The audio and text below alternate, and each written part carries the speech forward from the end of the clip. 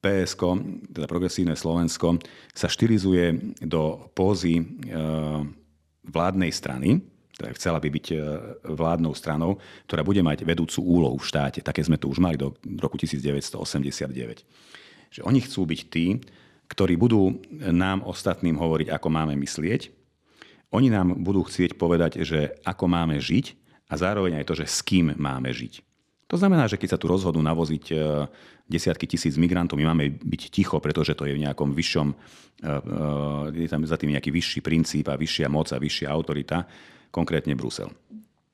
A nie, nebojte sa, nebudú to nejakí noví migranti, ale budú to tí neprispôsobiví z Nemecka, z Británie. Británia už nie je v Európskej únii, ale z Nemecka alebo z Francúzska, s ktorými si nevedia poradiť oni doma. Potom nám povedia, že od roku 2035 si už nekúpiš auto na benzínový alebo na dízlový pohon, pretože ja som sa rozhodol z nejakého klimatického dôvodu.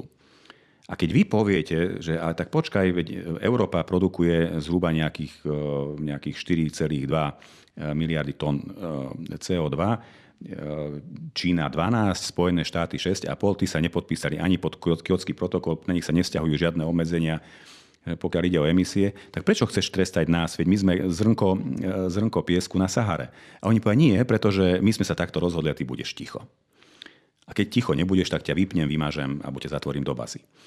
A potom to isté povedia, že nebudeš kupovať lacný ruský plyn alebo lacnú ruskú ropu, lebo my máme ideologické, politické dôvody. Budeš ju kupovať od Američanov alebo od Nórov a zaplatíš o 20% alebo 25% viac, než si platil doteraz. A ty to budeš musieť strpieť, lebo ja som takto rozhodol.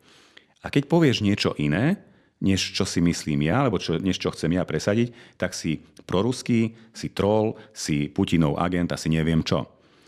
No a takto si oni predstavujú, že takto budeme žiť. Dokonca Naď o tom hovorí verejne, to je tá jeho hlboká orba. On povie, že on dokonca hovorí, že ty pôjdeš do basy, keď budeš hovoriť niečo iné, než čo hovoríme my.